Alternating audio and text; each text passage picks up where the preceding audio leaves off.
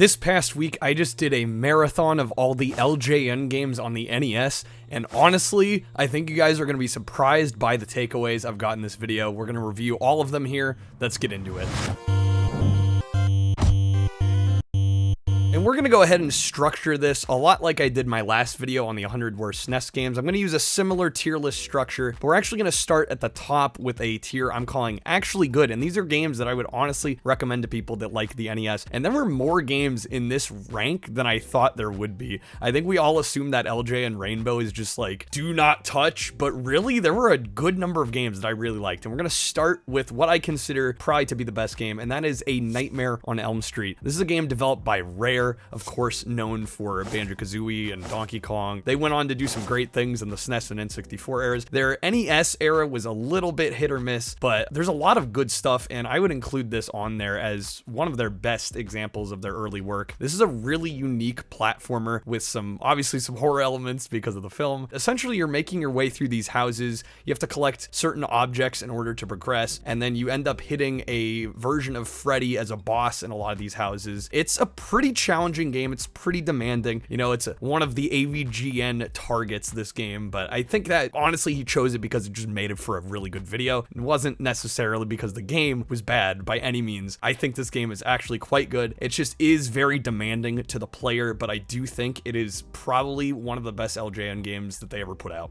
And apparently LJN was really good at making licensed movie games on horror films, because the next two that are up, honestly, you could kind of swap these either way. I like these almost equally, but I do have Friday the 13th as well as Jaws here, and I gotta give Friday the 13th, I think, the slight edge. Again, these are kind of interchangeable for me personally, but I do think in terms of which game is more ambitious and goes a little bit further the extra mile, as well as the game that's more misunderstood, I definitely think Friday the 13th is the one for your money here. Honestly, this is another one that AVG uncovered, made for a great video. Beyond some cryptic nonsense as well as some slight annoyances in the gameplay, once you can get past some of those things, you start to understand how the game functions and how the core gameplay loop works. It's actually very satisfying. I've come back around to this one so many times because I do find it just almost infinitely replayable, honestly. One of the biggest kickers is knowing what you're supposed to do here. The game does not explain itself very well. In fact, some parts in the manual are actually just wrong. But once you know what you're supposed to do, I would highly recommend watching a guide to kind of piece together how you're supposed to play this. The main thing you need to do is get a torch and essentially go up to one of the cabins at the top end of the lake, and then you find a note. The note leads you into the woods, or you find another note. You go back to that cabin, boom, you got a torch. It's honestly pretty simple and straightforward once you know what you're doing. I've pretty much memorized how to get it. And then you get to start fighting Jason and actually do some major damage. There's some interior sections in the cabin if you run into him there that almost play sort of like Punch-Out. It's super satisfying once you get the hang of it. Challenging though. You can also run into him outside, which is honestly the easier way to take him out. You just kind of crouch down and throw torches at him, and eventually you'll get him. It's a really satisfying game. Unfortunately, you do have to do it like 3 times in order to actually finish the game. There's 3 days that you have to take advantage of and actually get him 3 times. But once you know what you're doing, man, really fun, replayable game. I highly enjoy it. And now Jaws, on the other hand, is a lot more simplistic, but I don't think it's a whole lot worse for it. Again, this is only just ever so slightly below Friday the 13th, mainly because it is a very simple game, and unfortunately the replayability to me isn't as high. It's also extremely short when you know what you're doing. It maybe takes 15 minutes, hell, even less if you're really quick about it, and you end up taking Jaws out on a low power level. But essentially the core gameplay loop here is you're going back and forth between these ports, and while you're doing so, you'll drop into the water and have to fight off stingrays and jellyfish and all that, and some of them will drop shells. You can use these shells kind of like as a currency. The first thing you have to do is buy a tracker with 5 shells, and then after that, the extra shells allow you to upgrade your power level. This will make Jaws easier to attack once you finally meet him. Honestly, you can beat Jaws as low as like power level 2 or 3. I think the speedruns beat him with power level 3. I would recommend going like 5 or 6, which does mean you have to grind for more shells. If you're going for a low power level though, I would say use like a turbo button or something to make your life a whole lot easier. Additionally, once you take him out in the water, there's this segment where you're on the boat and Jaws is coming at you. This is the final segment of the game, and it's super satisfying. Basically, you have to strobe him, and then you actually stab stab him with the bow of the ship. It's just a satisfying conclusion. Again, it's very arcade reminiscent, super short gameplay loop. Once you know what to do, it doesn't take very long, but I do find it pretty fun. While it's maybe not as replayable as Friday the 13th, I still think it's a very good NES game, especially for the era. Next up was a actually pretty major surprise for me, and that is Gotcha the Sport. Now, if you're not familiar with this game, this is a zapper game, and it does require the zapper for you to be able to play it. And essentially how this one works is it's basically a capture the flag style game where you use the controller, the D-pad specifically left and right, in order to scroll the screen, and then the zapper to shoot all like the gallery style enemies that pop out at you. And essentially you want to make your way to the right hand side of the screen, grab the enemy flag, and bring it back without letting the enemy take your flag all the way to their side. Very simple gameplay loop. There are only 3 levels in this game, and then it repeats and you just keep going for a high score. But I was able to get the high score on all 3 difficulties. It's honestly a really fun little game once you get into it. Just a major surprise. I did not expect this to be as good or addictive as it is, and it honestly was. I was very, very pleasantly surprised. And speaking of pleasant surprises, next up we have Terminator 2 Judgment Day. And this was such a breath of fresh air after having had to cover the 16-bit versions on both the licensed Genesis games video as well as the 100 Worst SNES video. So finally deserved to get like a properly fun T2 game. Honestly, the arcade game's very good too. I would like to cover that one in the future, but this one, not one you want to sleep on. I was really surprised by this one. It is a bit of a multi-genre game. The game starts out as kind of a simple beat 'em up, very by the numbers, pretty basic, but honestly, once you get the feel for what it wants from you in terms of how to attack enemies, and especially the boss toward the end of the level, it really starts to click and come into place, and I was having a lot of fun with it. And then the second level, you get a bike riding sequence in the LA River Basin against the T-1000. You get to shoot behind you at the truck coming at you and shoot the gates open in front of you. Very demanding sequence, that one. Honestly, pretty fun as well. And then from there, you go into the penitentiary to get Sarah out. At this point, you have to start shooting the opponents in the kneecaps in order to, you know, be non-lethal like in the film, which was a nice nod to the film. From there, you end up having to blow up Cyberdyne systems. Basically, you're grabbing all these bombs and then planting them. That one went a little long in the tooth. I thought that sequence was a little drawn out. I had to do it, unfortunately, a couple times because the final section has you plant the bombs and you're on a very strict timer, and I almost made it to the elevator and the entire building blew up. You got to do it a couple times. Again, this is a very short game, so they do make the timers and the difficulty a little tough to compensate for it, just kind of to be expected of this era. And then the last segment is in the Ironworks factory. It does a really great job of hitting on a lot of the major moments of the film and does a pretty good job at letting you play through kind of a video version of the film. I really like this one a lot. I feel bad that I slept on it for this long and it took me for this video to finally get to it, but really fun version of T2. I wouldn't pass this one up, honestly. And next up, we got 2 more buddied up here, and that's partially because I feel like the gameplay, they are kind of pretty much on par, but also because they're both Town and Country Surf Designs games, and it just felt right to put them together. We've got Wood and Water Rage as well as Thrilla's Surfari. And I do want to give Wood and Water Rage the slight edge. It is the first game. It did come out prior. Frankly, it just has 2 different gameplay modes that are pretty wildly different, which I tend to prefer. Get a little bit more variety for your money. This features a skateboarding section, which is very fun, very easy to pick up and play, decent amount of speed, just fun obstacles to dodge and ramps to hit. Even though it is very short, you do a couple screens and then it repeats and you're basically just high score chasing. I thought it was a really fun gameplay loop. Now the surfing, on the other hand, is a little bit more divisive. Some people really don't like it. Admittedly, when you first try to pick up and play it, it is borderline impossible to figure out what you're trying to do. Eventually, you kind of get a feel for it, and I'm sorry, I'm not going to be able to describe it very well. The best way I can help explain it is I found it best to try and make your way as far to the right bottom side as possible before drowning, because if you go too far, you're going to sink. And then you kind of arc your way back up, hit the top of the wave and do a trick, and the tricks tend to propel you even further to the right, and eventually you manage to work your way to the end of the stage. But like, honestly, it really feels like you're working against the waves, which I assume the devs were trying to convey that feeling across because they did a really good job of it.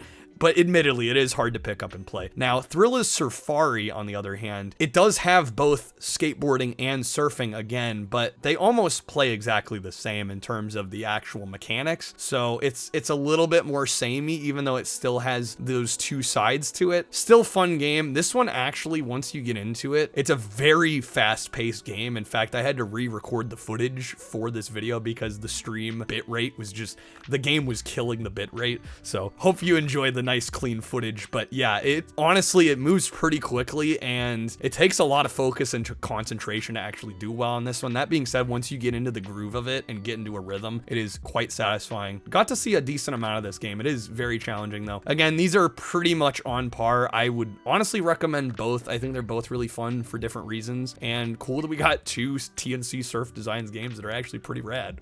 And rounding off the actually good tier, we've got Pictionary, which was another amazingly pleasant surprise. I'm sure you've played Pictionary, but maybe not a video version. It plays a lot like Anticipation on the NES. I admit I do like Anticipation, but I think I like this game better. Essentially, you're trying to guess these objects that appear on screen. You get bits of information. Unlike Anticipation, where it kind of slowly draws the object, you get tiles in Pictionary, and you uncover these tiles by playing these mini games, and you get a decent assortment. A lot of them, you know, they're pretty basic, kind of like old school arcade style mini games, but they're very satisfying. And obviously, the better you play at the mini game, you are timed. The better you play, the more tiles you get, the easier chance you have at actually guessing the object that's appearing on screen. Very basic premise, but man, I was just not expecting these mini games to be like really tight and fun and quick and just a good time. Shockingly decent game on the NES, Pictionary. If you can find it for a few bucks, I would definitely recommend picking it up.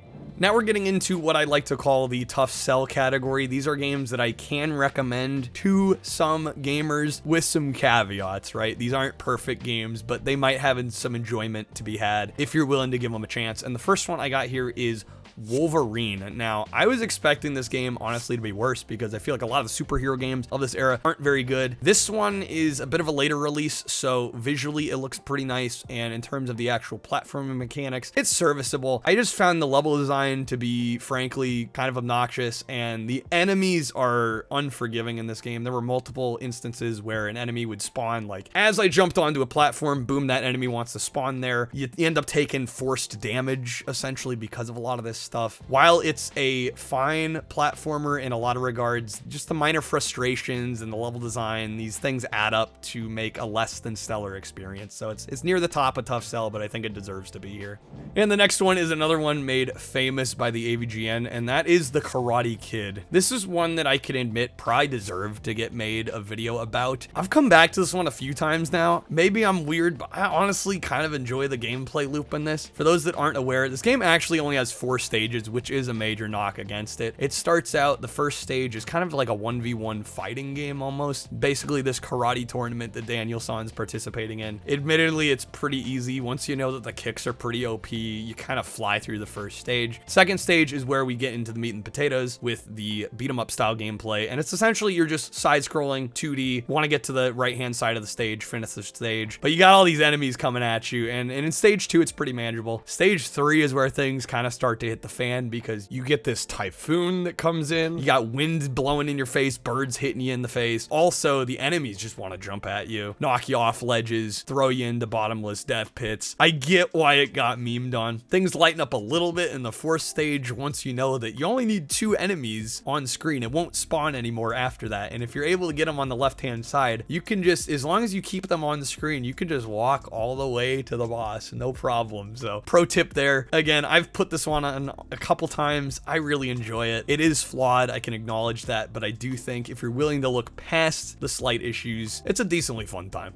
And next up, we got another infamous one with Back to the Future, and this is one that admittedly I do actually like, but I do think it's even more flawed than Karate Kid. The whole gameplay conceit is a little silly. You know, you're Marty McFly collecting clocks while running up the street. Everything wants to kill you. You got bees attacking you constantly. unfortunately, their pattern is really hard to avoid. At least you get to ride the skateboard for parts of it. And then once you get past those main gameplay sections, then you get these mini games that are sprinkled throughout. There's 4 of them. Admittedly, the mini games aren't incredible. The first one is kind of just a ripoff of Tapper. The second one in the school where you're catching hearts from Lorraine is kind of just it in reverse. Then you've got the enchantment under the sea dance mini game with the guitar. That one was really strange because it's hard to figure out where exactly the guitar is supposed to be to catch the notes. So that one was a little frustrating. And then lastly, you get the DeLorean chase sequence at the end where you got to hit the clock tower. And it does hit on some decent moments in the film, but yes, the gameplay is definitely majorly flawed. The design just feels kind of wacky. It does feel like they were trying to shoehorn some kind of arcade-centric gameplay out of Back to the Future. Unfortunately, the franchise never really got any majorly good video games for a very long time. So I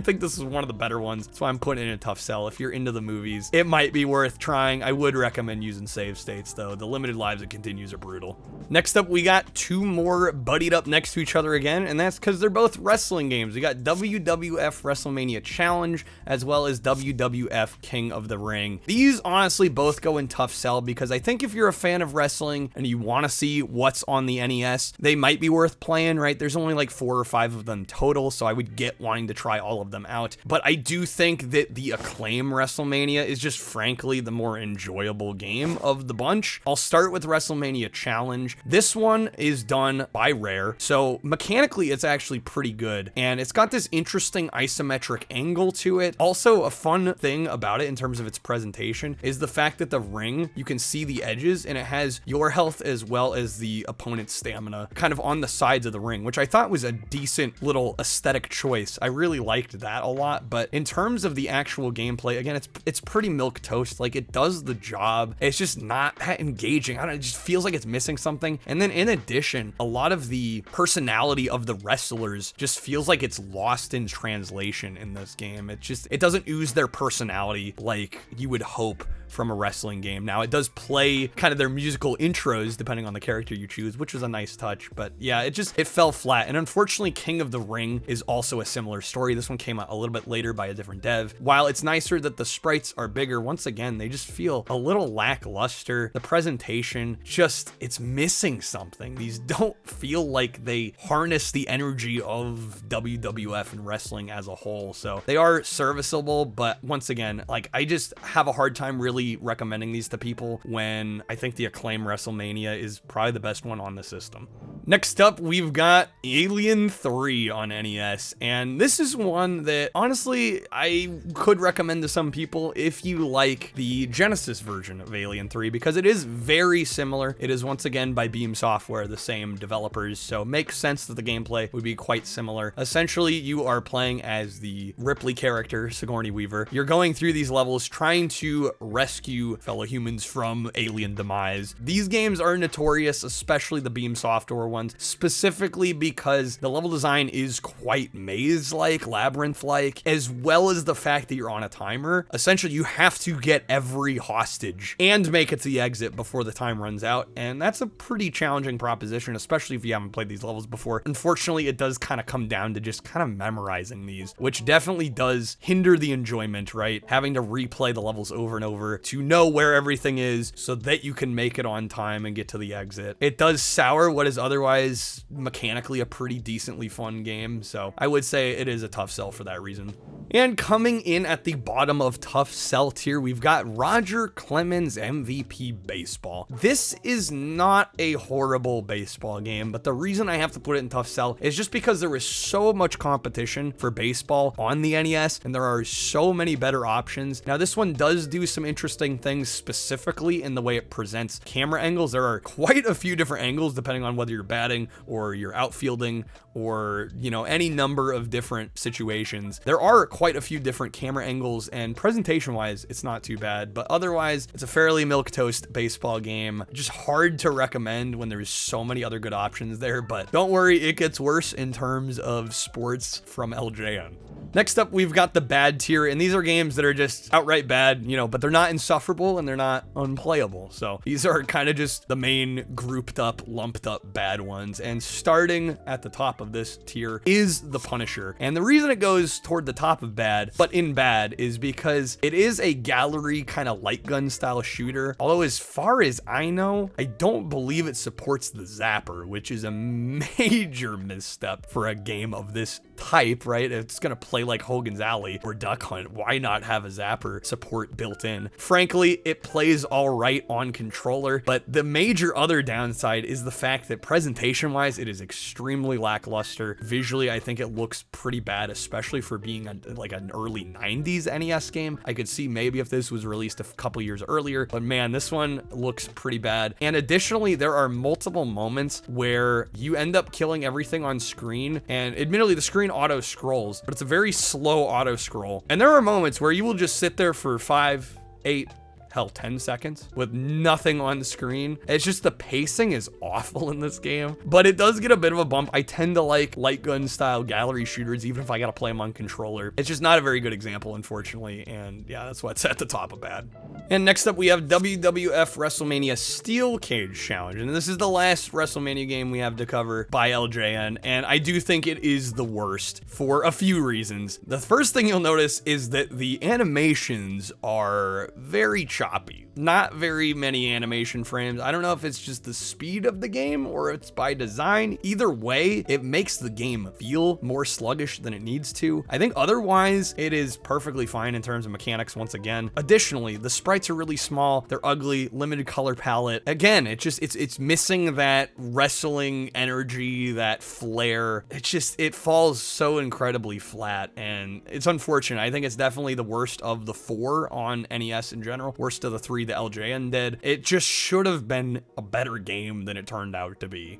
Now this next one hurts a bit, but it's gotta go where I'm putting it, and that is Spider-Man Return of the Sinister Six. And the reason this one hurts is honestly because I kind of want to commend parts of it, but the implementation is just so bad that I can't possibly help but not put it in bad tier. Now, what am I talking about? Essentially, this is a kind of side-scrolling beat-em-up, but it does have web slinging as well. The reason I didn't notice it at first is because really the first level doesn't require you to use it whatsoever. You can get through it no problem, just fine. You're basically just jumping around. I did find that frankly not engaging with the enemies was the best course of action, which is never a great sign in a beat 'em up with combat. You know, if you're gonna have combat elements, probably should be fun and good enough to use to the player that they want to, instead of just skipping everything, right? Things started to hit the fan in the second level in the sewers when you're actually forced to start using the web slinging, and there's actually a jump in the section that you cannot make just by jumping normally.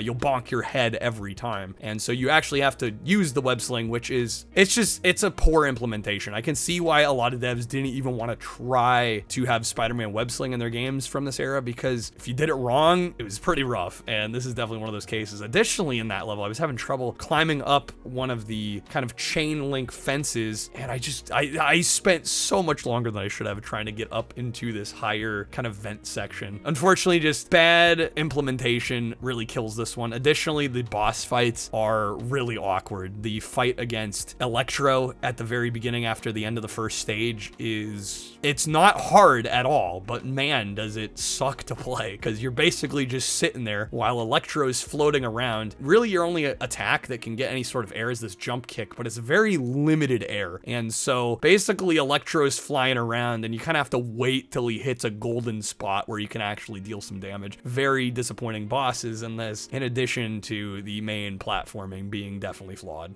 And next up, we have Back to the Future Part 2 and 3. This is another one that stings, because the more I was playing it, the more I realized how much depth there was to this. But once again, the execution and just the practicality of all of it is just thrown out the window in terms of just, hey, let's implement all these ideas because we have them, not because they work cohesively. and make for a fun game, right? So unfortunately, this is one that you look at it at first glance, it just seems like a really discount bad like Mario Brothers clone. The core gameplay platforming is essentially that, but there is so much more to this. Basically, the core goal objective of the game is to collect objects from these doors in the maps that will lead you to kind of like this bonus minigame area. You complete the minigame, you get an item. But once you get the item, that's not the end of the story. You actually have to take the item and put it in its proper place in the levels, many of which are hidden. Like I found one in a pipe that like was totally unassuming otherwise. I just happened to stumble across it. And not only that, but there is a time travel mechanic where you have 1955, 1985, and 2015, of course. It's just you have to juggle going back and forth between these timelines, trying to find the places for these objects, and the game gives you absolutely no help as to where any of this stuff goes. It's absurd. I love the concept, but I would never want to try and finish it. I talked to some others in my stream. They said it took like 8-10 hours plus in order to actually get through the game. It's just interesting ideas with some really majorly fumbled execution.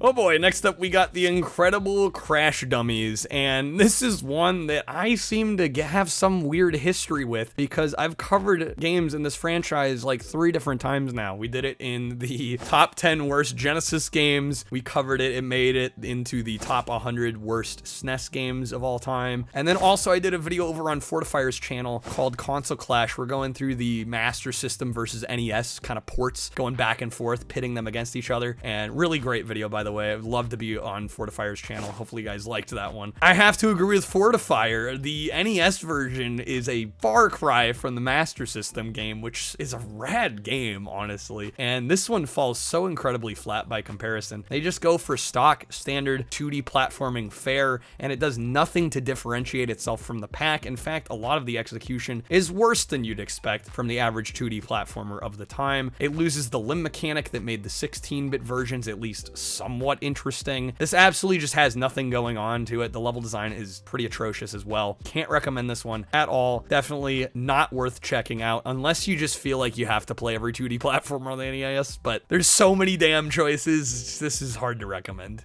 And to round out the bad tier here, we've got MLB Baseball. And this is one that I think was kind of a big deal at the time because I believe it was the first NES game that actually featured the MLB license and the players and the roster and all that. But unfortunately, the gameplay is just not good. I would much rather play Roger Clemens, which we mentioned earlier. I think that is a much better baseball game for your money. The presentation is just better. This one, it looks cheap. It looks phoned in, and the stats make a massive difference in this. Like a lot of sports simulators tend to do that kind of thing, but it's to the point where it's like some teams aren't even worth using. Yeah, just very disappointing all around. Could have been a lot better. To kind of celebrate the license of MLB with a game of this caliber is just kind of offensive. Yeah, I'm not even that into baseball, and I can acknowledge that. So yeah, this one's definitely toward the bottom of bad. It deserves its placement. Now we get into the Insufferable tier, and we got 4 games here. These are all games that I can't recommend anybody play, and I think if you're able to play them for more than a few minutes, congrats, because you've got more patience than I do. We're gonna start here with Beetlejuice. And this one was developed by Rare, which is a far cry from Nightmare on Elm Street that we started the video with. Only a few years earlier, they put this game together, and I don't know what happened here. I don't know if they were rushed or they just improved their craft over time, but this is so much worse, even though it plays very similarly. And in fact, a lot of the movement and mechanics kind of feel similar to what they would later do with Nightmare on Elm Street. The level design and especially some of the gameplay design choices in this are very much head scratching. I was able to get a few levels into this, and you start to very quickly realize that the core gameplay loop here, beyond just platforming and getting through the stages, you have to, especially in the first level, you have to take out these beehives, and they require you to have certain power-ups. There's one that was kind of like a bird one that lets you shoot fire. There's also a skeleton one. These cost points essentially, and you get those points from stomping bugs on the ground. So you end up doing a lot of bug stomping, like significant significant amounts of bug stomping. I'm talking like RPG grind levels of bug stomping, because when you get these power-ups and you enable them so you can shoot these beehives, after just like a couple shots, you lose it. And it's like a lot of times you'll need multiple of these power-ups just in order to take out like a couple enemies or a couple bees. It's just absurd, and it breaks what could have been an okay game. I mean, I got a little further into the game. We got a couple levels in, and honestly, things were not picking up. In fact, the only other thing of note I would say is that the boss on the first level is excruciatingly easy, actually, when you get the skeleton power up. Essentially, all you have to do is shoot him off screen, and every hit knocks him back. And so if you know what to do and you spawn in and you immediately activate your power, takes a few hits and he's off the screen and you've won. It's insane. Just all around a flawed game. Expect more from Rare. This one is just a hard pass for sure. Next up, I'm going to pair these two together because I honestly don't want to say much about them. They both bug the shit out of me, and they're super insufferable. And that is Who Framed Roger Rabbit, as well as Bill and Ted's Excellent Video Game Adventure. And the reason I'm kind of bundling these two together is because in a lot of ways they annoy me for the same reasons. Both of them are extremely cryptic. They don't really tell you what your gameplay loop is supposed to look like or what you're supposed to be doing. Now, yes, they do try to explain some of these things in the manual, but the gameplay is just not there. In Roger Rabbit, you end up going around searching for items. You'll talk to NPCs, and a lot of them will just be like, hey, I can't help you. Or if they can, they'll be like, actually, you don't need to be in this building. This building is a waste of your time. Look elsewhere. And then when you do find the right building and they tell you to look there, you have to search every possible nook and cranny to try and find these items. And honestly, I played for a significant amount of time over a couple sessions. I never found squat. So that one bugged the shit out of me. Bill and Ted, on the other hand, is even more of an enigma because it plays a little bit more like what you'd expect from an NES era game in terms of its presentation, right? It's kind of this overhead isometric view. It looks a little bit more like a game, but that almost annoys you even more. Turns out, once again, you're looking for items, but you actually have to jump into bushes in the maps to get items to spawn. And in fact, there was one item I did find in this one, and it was at a fence in like the bottom right hand corner of the map, and you jump into the fence and an item pops out. These are just horribly cryptic games, you know, for those that are going to be like, well, you should read the manual or you should watch a walkthrough. I'm sorry, if I need to do that to understand core basic elements of progression, you've lost me. You've absolutely lost me. That shit's insufferable. I can't stand it. And before we get to our last game on the list here, we do need to round out the insufferable tier with a final one here. NFL football, and this is a game that I almost put in unplayable trash, but it barely skated out because I did play about half of a game of this before turning this shit off, and I was winning. I think, in fact, I was winning about 8-0. It's not that the game is impossible to play. In fact, if I had kept going, I probably would have won, but the thing is, the game has to be enjoyable for you to want to continue, and this is not one of those games. Unfortunately, not only is the gameplay bad, but I mean, the graphics, do I even need to say anything? You can see them. It is absolutely an abomination graphically, especially for a game that released in like 1989. This is just inexcusable for NES standards at the time, but also the presentation additionally switches you between this more zoomed out kind of here's all the team members view. Anytime you go to pass the ball, it zooms in to the couple players that are near the ball that could catch it, right? Makes sense, but there is this horribly long, like at least 2, maybe 3 second long flash where the screen just goes entirely green, like it's trying to load that other camera angle in, and it is so jarring every time. You never get over it. It absolutely kills the pacing, any sort of excitement when it comes to passing the ball. And it just additionally, oh, the plays don't even show up on screen as well. I forgot to mention that. The game actually came with a poster for all the plays, and you input them with a button and D-pad combination, which clearly didn't matter in this case because I was beating the AI's ass regardless. Yeah, that's another major downside. There's just so many better options on the Nintendo for football, just sports in general. This is one of the worst that I've played.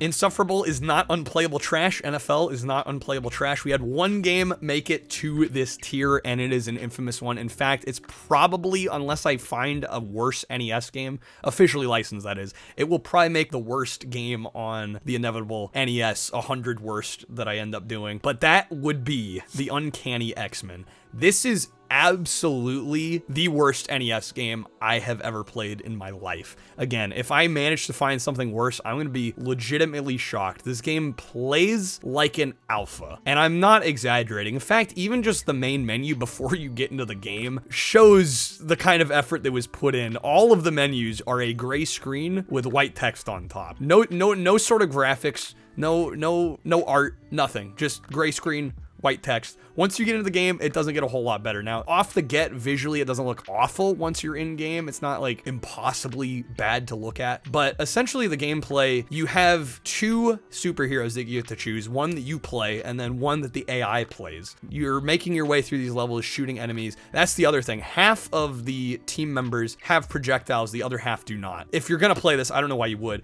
but you absolutely need to choose the characters with projectiles because the hand-to-hand combat is an absolute clusterfuck of a mess. It does not work properly. The hit detection is terrible. You get constantly spammed by the enemy. You're gonna die real fast if you try to melee. And the other major problem is the fact that your AI player with you, if you're playing solo, of course, will die. In fact, there were multiple instances where I'd maybe be 30 seconds, 45 seconds, and maybe as long as a minute or a minute and a half. Usually not much longer than that. The AI would get themselves killed. And then you're left with only one hero to play as, and you can't swap to that one when you inevitably die, because it will happen. I did not finish a single level in this game, unless you maybe want to count the practice level, because the practice level loads you in, and you scroll up, maybe, it's only like 2 screen lengths tall, I would say. You get up to like the second screen, if you will, and it's just a dead end, and nothing happens. As far as I can tell, that's just supposed to be the practice level. There's no end to it. You have to reset the console to get to any of the actual other levels,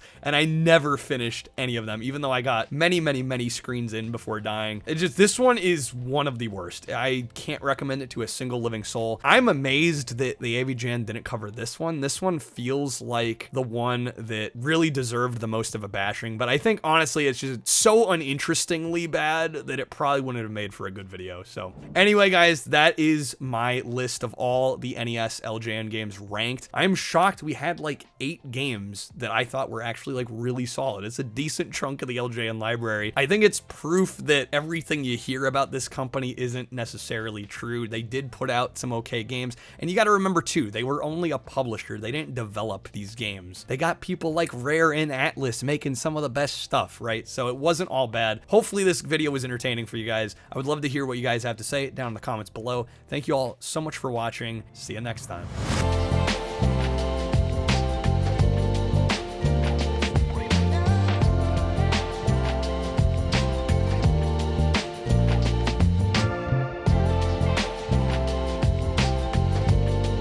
Like an alpha.